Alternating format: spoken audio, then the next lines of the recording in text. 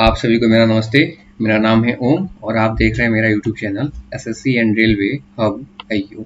जैसा कि दोस्तों हम लोग जो है लुसेंट बायोलॉजी कर रहे थे, तो लुसेंट बायोलॉजी में हम लोग चैप्टर 2 कर रहे थे। चैप्टर 2 में हम लोग जो है इसके पहले पार्ट 1 में जो हम लोग 1 से 75 क्वेश्चन कर चुके थे और ये जो है चैप्टर 2 का पार्ट 2 है। इसमें हम लोग 50 क्वेश्चन जो मोस्ट इंपॉर्टेंट है पेपर की दृष्टि से हम उसको करेंगे। तो प्लीज़ अगर आप चैनल पर नए हो तो सब्सक्राइब कर दीजिएगा और सेशन को अंत तक देखिएगा। उम्मीद है कि आपको अच्छा लगेगा।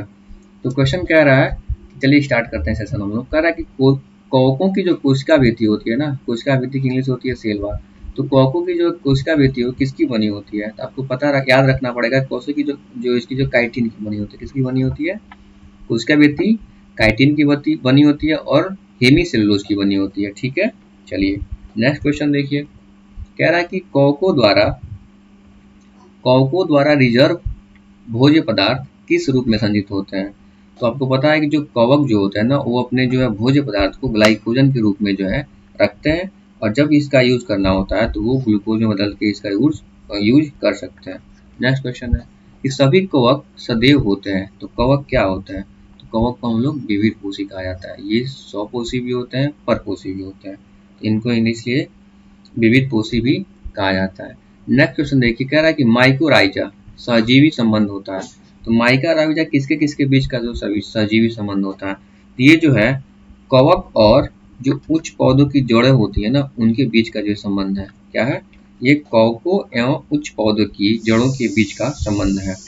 कह रहा है कि नेक्स्ट क्वेश्चन है, तो वृक्षों की जो छालें होती है ना, पर उगने वाले कवक क्या कहलाते हैं? तो वृक्षों का आप देख सकते हैं कि जो मतलब पौधे होते हैं, उनके जो छाले होते हैं, उनके जो है कवक, जो मतलब उगने वाले कवक हैं, उन्हें कहते हैं कार्टिकोल्स। क्या कहते हैं? कार्टिकोल्स। तो उनको उस कवक का क्या नाम है? कार्टिकोल्स नाम है। ठीक है, नेक्स्ट क्वेश्चन देखिए।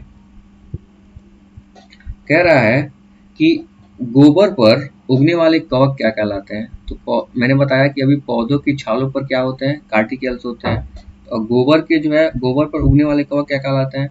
तो गोबर पर उगने वाले कवक जो हैं वो कहलाते हैं कोप्रोफिलस। क्या कहलाते हैं? कोप्रोफिलस। तो याद रखिएगा कि किस पे होता है? गोबर पर जो उगने वाले कोप्रोफिलस होते हैं।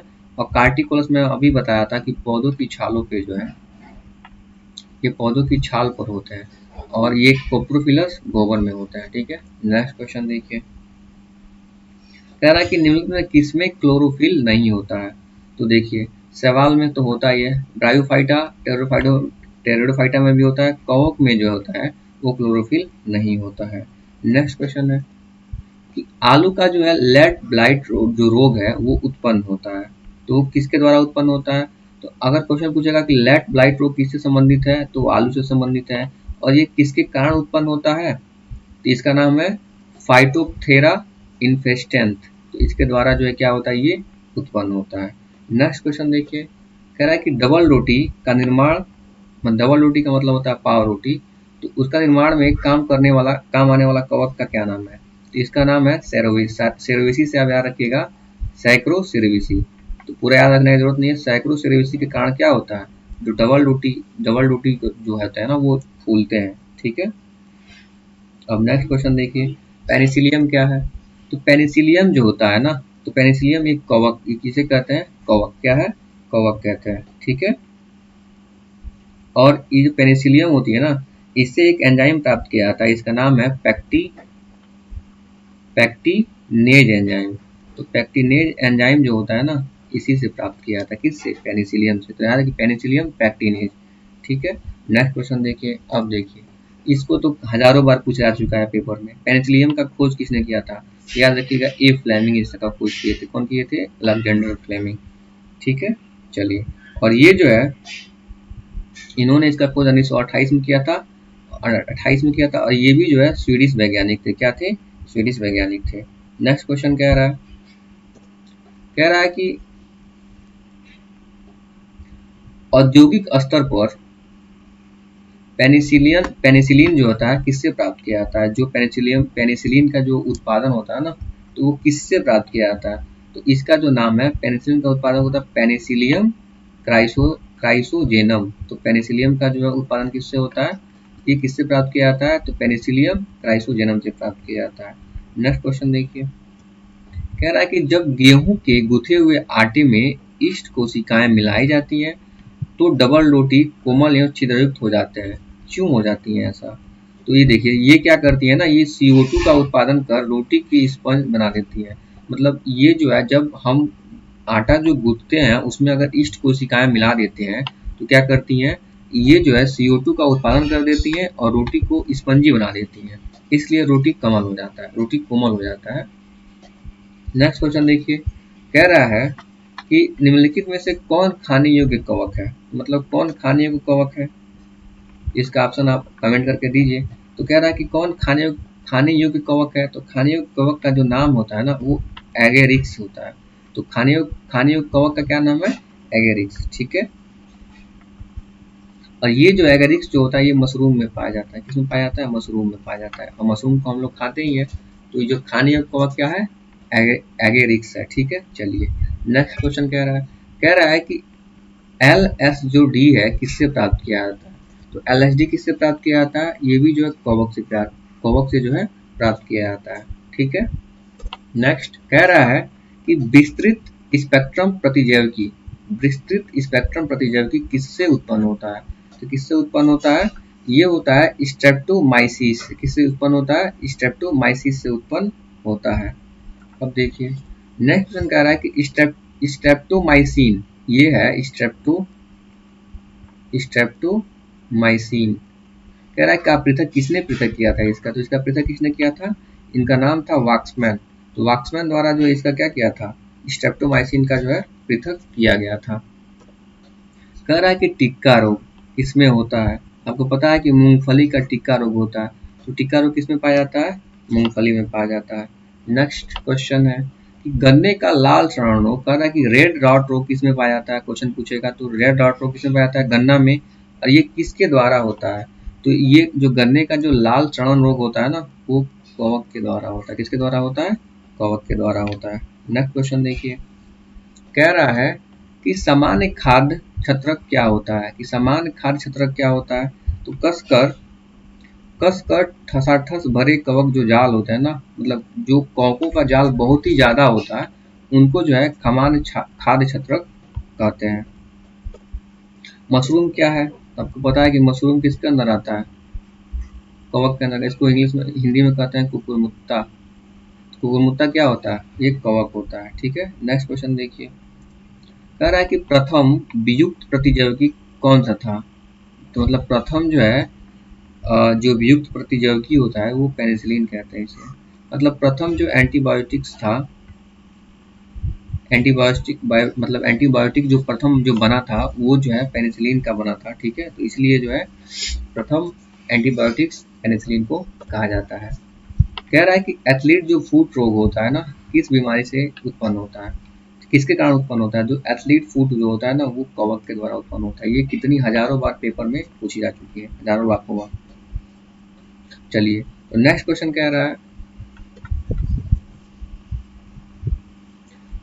कह रहा है, कि निम्नलिखित में से कौन सा एक कवक एवं उच्च पादप के जड़ों के बीच उपयोगी कार्यात्मक संबंध को दर्शाता है? इसका इसका ये है माइकोराइजा। मैंने अभी पिछले सेशन में भी हम लोग क्वेश्चन किए थे कि माइकोराइजा किसके बीच संबंध बताता है? तो कवक एवं एक कवक एवं उच्च पादपों के बीच क्या करता है? संबंध को बताता है। नेक्स्ट क्वेश्चन देखिए, नेक्स्ट क्वेश्चन कह रहा है कि एफ्लाविस क्या है? एफ्लाविस क्या होता है? तो एफ्लाविस किसके बने होते हैं? ये कवक के बने होते हैं। किसके बने होते हैं? कवक के बने होते हैं। नेक्स्ट क्वेश्चन है, कह रहा है कि डबल रोटी का निर्माण में किस कवक का प्रयोग किया जाता है? तो अभी बताए थे मैं, सैक्रोमाइसेस। क्या बताए थे? अभी हम लोग ने पीछे ही पढ़ा था कि सैक्रोमाइसेस के कारण क्या होता है? डबल रोटी क्या होता है? इसमें डबल रोटी की जो फैक्ट्री होती है उसमें ये जो है कवक का उपयोग किया जाता है। नेक्स्ट क्वेश्चन है कि लाइकेन जो होता है ना, लाइकेन एक नग्न चट्टान पर भी ये मतलब होते हैं। वास्तव में किसके बीच की कड़ी है? तो देखिए, लाइकेन जो होता है ना, वो शैवाल और कवक के बीच की जो कड़ी होती है, क्या होती है? शैवाल और कवक के बीच की कड़ी होती है। और इससे हम लोग लाइकेन के द्वारा हम लोग प्रदूषण का जो है जांच करते हैं। तो प्रदूषण की जांच करने के लिए लाइकेन का उपयोग किया जाता है। अब देखिए नेक्स्ट क्वेश्चन कह रहा है कि निम्नलिखित में से क्या SO2 प्रदूषण का सर्वोत्तम सूचक है। तो मैंने बताया था कि लाइकेन जो होता है ना, उसे जो है प्रदूषण के सूचक के रूप में भी कार्य किया जाता है। नेक्स्ट क्वेश्चन कह रहा है कि लाइकेन में कवक और शैवाल के मध्य सजीवी संबंध क्या कहलाता है। तो लाइकेन में कवक और शैवाल, को पता है कि लाइकेन कवक और शैवाल के मध्य के बीच की कड़ी होती है, तो ये संबंध क्या कहलाता है। तो ये संबंध क्या कहलाता है, हेलोटिज्म कहलाता है। क्या कहलाता है, हेलोटिज्म कहलाता है। तो याद रखिएगा किससे हेलोटिज्म कहते हैं। नेक्स्ट क्वेश्चन देखिए, कह रहा है कि पेड़ों की छालों पर, कह रहा है कि पेड़ों की छालों पर उगने वाले लाइकेन को क्या कहते हैं। तो आपको बताए थे हम कि इसे कार्टिकोल्स कहते हैं। क्या कहते हैं, कार्टिकोलस कहते हैं। नेक्स्ट क्वेश्चन देखिए, कह रहा है कि चट्टानी स्तरों पर लाइकेन विकास को कहते हैं। चट्टानी स्तर मतलब चट्टानों पर जो लाइकेन उगते हैं ना, उन्हें सैक्सिकोलस कहते हैं। क्या कहते हैं, सैक्सिकोलस कहते हैं। अब देखिए नेक्स्ट क्वेश्चन है कि जापान के लोग होते हैं किस लाइकेन की सब्जी के रूप में खाते हैं। जापान के लोग किस लाइकेन को सब्जी के रूप में खाते हैं, तो ये है इंडोकार्पन। क्या है, इंडोकार्पन। तो इंडोकार्पन को जो है जापान के लोग क्या करते हैं, सब्जी के रूप में जो है यूज करते हैं। नेक्स्ट क्वेश्चन देखिए, नेक्स्ट क्वेश्चन कह रहा है कि मिर्गी की औषधि किस लाइकेन से प्राप्त होती है। तो मिर्गी की जो औषधि होती है ना, जो मिर्गी एक रोग होता है, वो जो है परमेलिया से जो है इसको प्राप्त किया जाता है। नेक्स्ट क्वेश्चन देखिए, कह रहा है कि वनस्पति जगत में निम्नलिखित में से किसको थल मतलब उभयचर कहते हैं। तो वनस्पति जगत में आपको पता ही है कि ब्रायोफाइटा जो होता है ना, उनको जो हम लोग वनस्पति जगत का उभयचर कहते हैं। क्वेश्चन ऐसे नहीं पूछेगा, ऐसे बोलेगा कि वनस्पति जगत का उभयचर किसे कहते हैं, तो ब्रायोफाइटा को कहते हैं। नेक्स्ट क्वेश्चन देखिए, कह रहा है कि जड़ के स्थान पर मूलाभास पाया जाता है, किसमें पाया जाता है। जड़ के स्थान पर मूलाभास जो होता है रीजोडस, तो किसमें पाए जाते हैं, वो ब्रायोफाइटा में पाया जाता है। जड़ के स्थान पर मूलाभास किसमें पाया जाता है, ब्रायोफाइटा में पाए जाते हैं। अब देखिए नेक्स्ट क्वेश्चन क्या रहा है, कह रहा है कि ब्रायोफाइट में क्या होते हैं, सम्मिलित होते हैं। तो देखो ब्रायोफाइट में क्या सम्मिलित होते हैं, तो जो लीवर बर्ड और मॉस होता है ना, लीवर बर्ड और मॉस होते हैं, वो जो है किससे ब्रायोफाइटा में सम्मिलित होते हैं। कह रहा है कि बीजों की प्रकृति किसमें उत्पन्न होती है। तो बीजों की प्रकृति जो होती है ना, वो टेरिडोफाइट्स में उत्पन्न होती है। किसमें उत्पन्न होती है, टेरिडोफाइट्स में उत्पन्न होती है। नेक्स्ट क्वेश्चन देखिए, कह रहा है कि जो जलीय फर्न होते हैं ना, जो जलीय फर्न होते हैं जिसे जैव उर्वरक के रूप में प्रयुक्त किया जाता है, वह क्या है। तो उसे कहते हैं एजोला। क्या है, एजोला कहते हैं। जलीय फर्न एजोला है, इसे जैव उर्वरक के रूप में क्या करते हैं, प्रयोग करते हैं। नेक्स्ट क्वेश्चन देखिए, कह रहा है कि पुनर्जीवन का गुण होने के कारण निम्न में से किसे मेजों पर सजावट के लिए रखते हैं। अब देखिए, तो कह रहा है कि मेजों पर सजावट के लिए किसका उपयोग किया जाता है। ऐसे ही पूछा जा सकता है आपको कि ये है सिलेजीनेला। तो सिलेजीनेला का जो उपयोग जो क्या किया जाता है, यह जो है इसका उपयोग सजावट में हम लोग किया करते हैं। अब देखिए नेक्स्ट क्वेश्चन कह रहा है, नेक्स्ट क्वेश्चन कह रहा है कि किसके जीवाणु दवा के रूप में प्रयोग किया जाता है। तो देखिए इसका नाम है लाइकोपोडियम। तो लाइकोपोडियम के जो बीजाणु होते हैं ना, वो दवा के रूप में इनका उपयोग किया जाता है। नेक्स्ट क्वेश्चन कह रहा है कि निम्नलिखित में से किसे जैव उर्वरक के रूप में प्रयोग किया जाता है।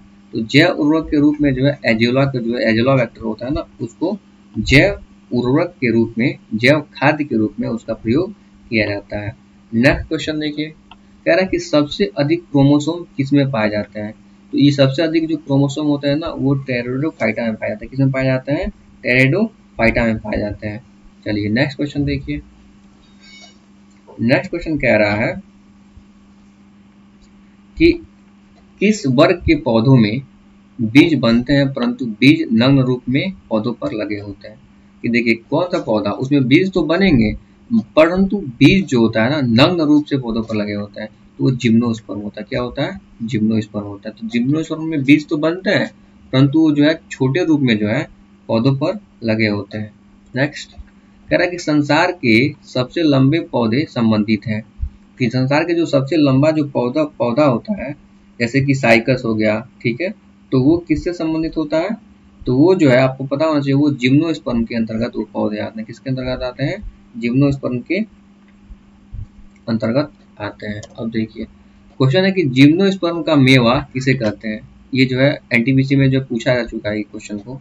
तो जिम्नोस्पर्म का जो मेवा होता है ना, वो चिलगोजा को कहा जाता है। किसको कहा जाता है? चिलगोजा। चिलगोजा को जो क्या कहा जाता है? जिम्नोस्पर्म का मेवा।